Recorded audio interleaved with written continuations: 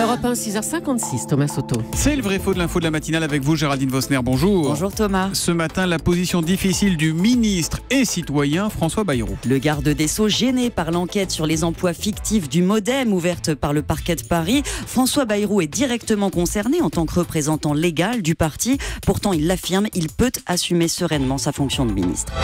Je ne suis pas le patron du parquet. Il se trouve que j'ai toujours été pour l'indépendance du parquet et que d'ailleurs le parquet manifeste cette indépendance de manière absolument évidente.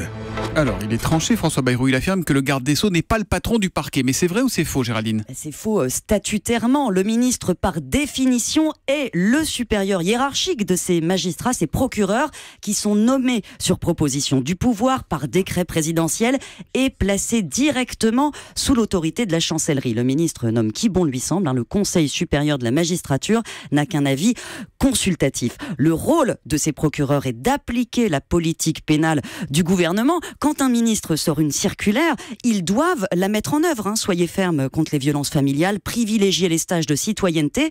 Alors attention, depuis une réforme de 2013, le ministre ne peut plus leur donner d'instructions dans une affaire précise, mais le lien n'est pas coupé. Toutes les affaires sensibles sont systématiquement rapportées à la chancellerie. Alors attendez, parce que quand François Bayrou dit qu'il n'est pas informé de l'enquête sur le MoDem, c'est impossible ?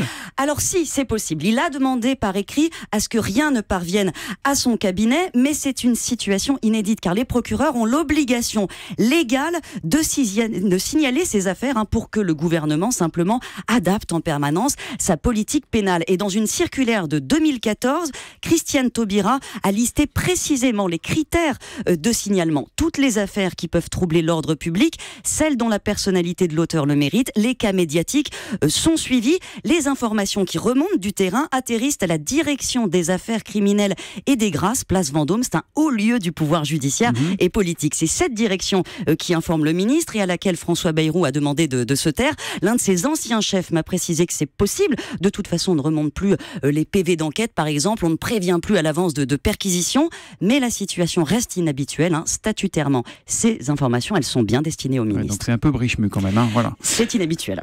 Voilà, vous dites inhabituel, c'est plus élégant. Le vrai faux de l'info de la matinale, signé Géraldine Vosner, c'est tous les matins et ça revient demain avant 7h. À demain et bonne journée.